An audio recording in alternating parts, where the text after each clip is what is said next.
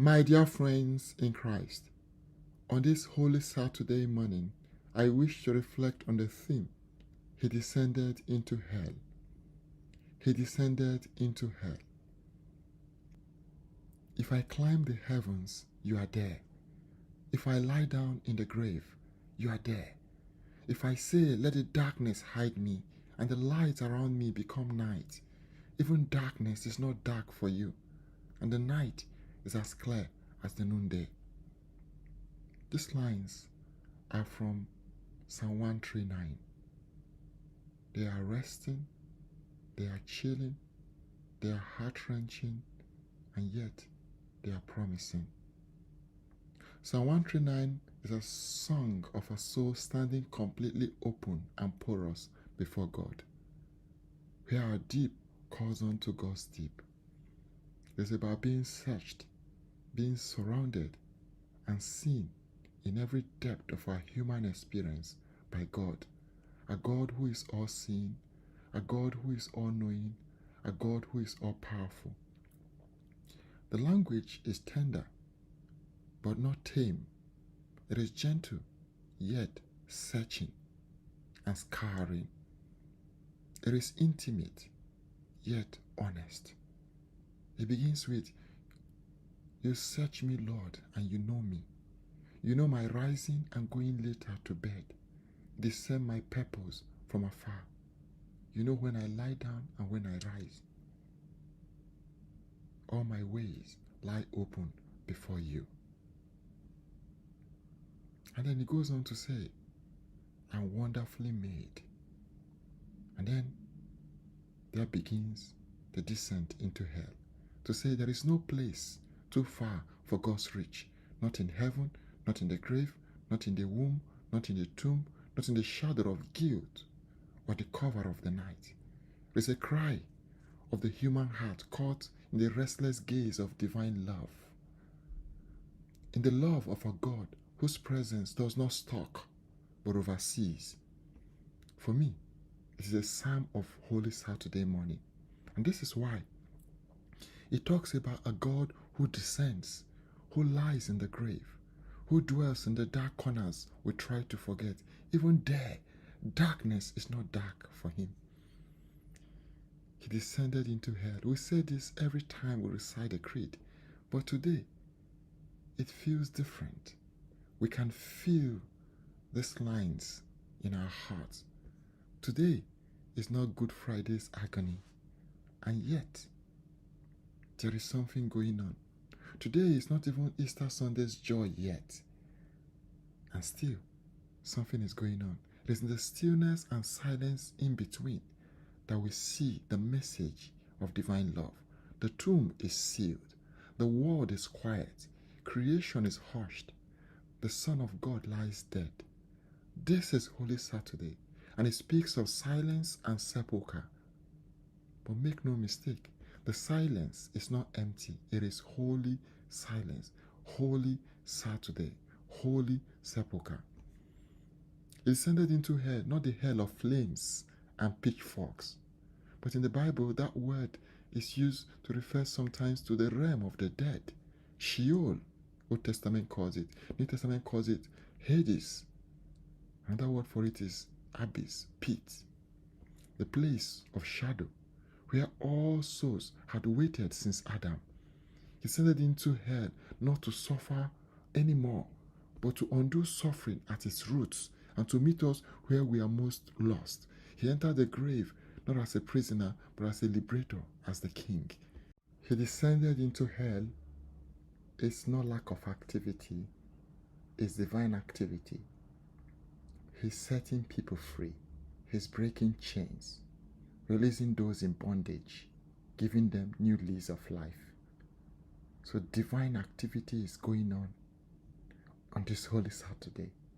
It's been going on since his death. He's been setting people free, releasing people, giving them new mercies, new blessings, new graces. This is the meaning of he descended into hell. He came to break the locks and chains from within. He descended into hell not to punish, but to pull Adam by the wrist, to call Eve and her children by name, to raise the patriarchs, the prophets, the forgotten, the waiting, those who are in the liminal space. Is repairing what was broken, turning tears to cheers, making the grave a gateway to enter the darkness where we wait and call on him. And he's saying, you are not alone. Hell here is not fire. It is shadow. It is silence. It is the forgotten places, the places we hide from everyone, even from ourselves. That's what the psalmist says. If I make my bed in hell, you are there. Let the darkness hide me and the light around me become night. Even darkness is not dark for you, and the night is as clear as noonday. There is no place where God is not and cannot reach. Not your grave, not your guilt, not your despair, not your pain, not your sin. He inhabited the silence and filled it with his presence. And this silence is not abandonment. It is a placeholder for divine grace. The darkness is not godlessness. It is God veiled. Jesus, go all the way down to your worst regret, to your greatest fear, to lies you believe about yourself for too long, to the things you swore you would never speak aloud about. He goes there. Darkness is not dark for him, and he waits with you. He rests because rest is holy. Even in this place, he is the Lord. Even in hell, even in Sheol, he is the Lord. So we do not rush to resurrection yet. It's still Holy Saturday morning. We stay in the tomb. We honor the silence. We name our grief. We claim our pain. We bury what must die. Our pride, our shame, our sense of wanting control, our fear, and we wait.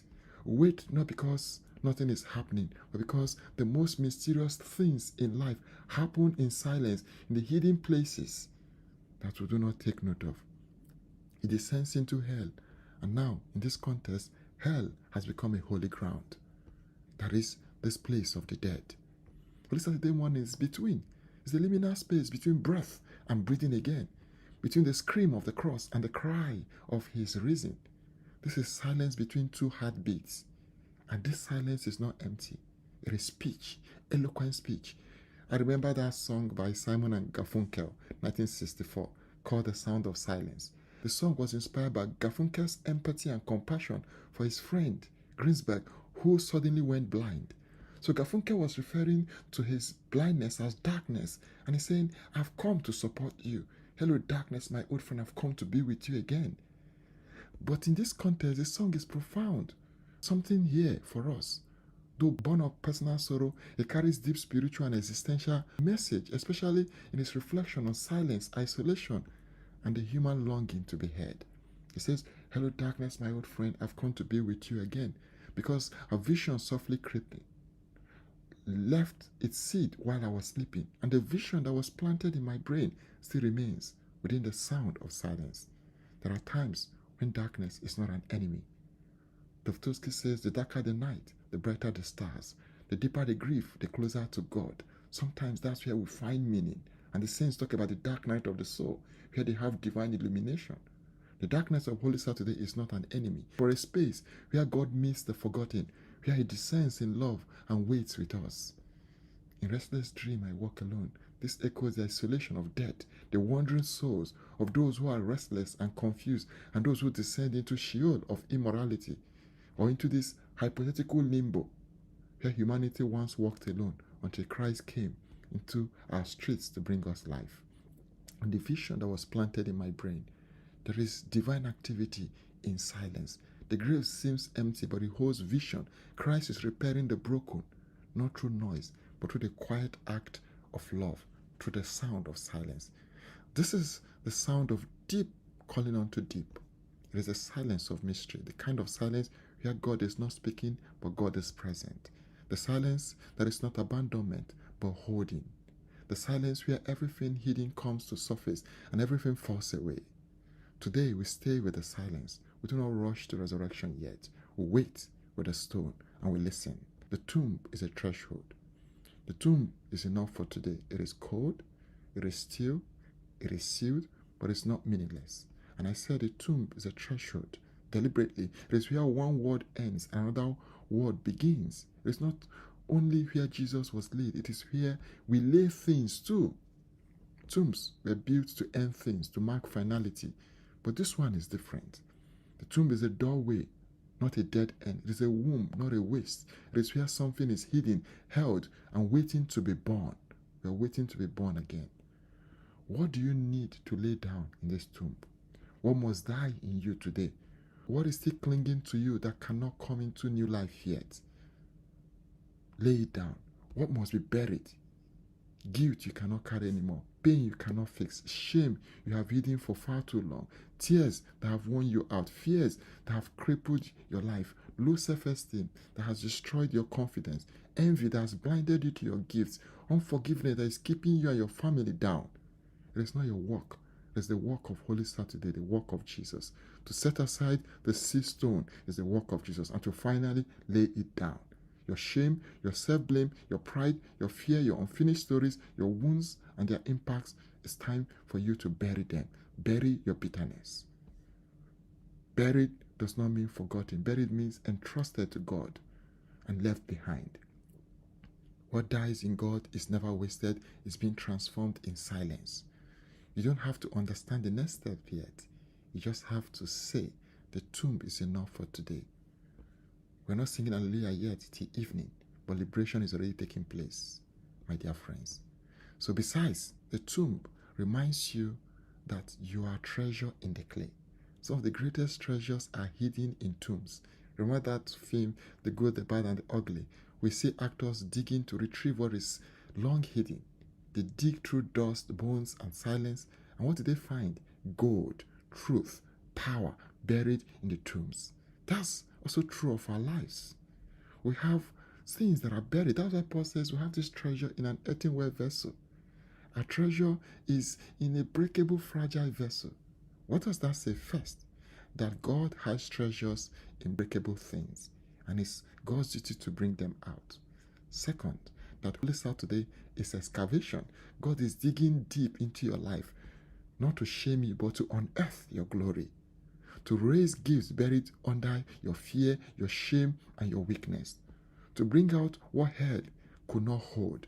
There is treasure in you within. There is good beneath your grief. Let him go there.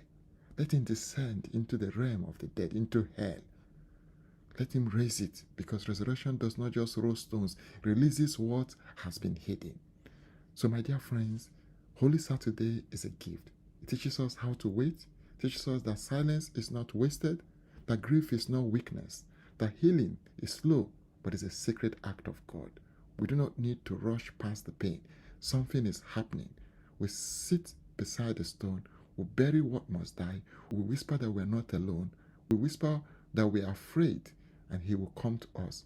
Let's wait. Not because nothing is happening, but because the deepest things happen sometimes in silence, sometimes in the dark. So my dear friends, do not force joy before its time. We do not sing Hallelujah yet. We sit in silence. Name your grief. Lay it down. Tomorrow, perhaps tonight, the stone will roll. But today is rest, and so do we. Even in the silence, God speaks. So entrust yourself to him. Let him release you. Once again, dear friends, let's pray to God and ask him to go deep within and restore us. You search me, Lord, and you know me. You know my rising, my going later to bed. You discern my purpose from afar. All my ways lie open before you. If I climb the heavens, you're there. If I lie down in the grave, you're there. If I say, let darkness hide me, and the light around me become night, even darkness is not dark for you, and the night is as clear as noonday.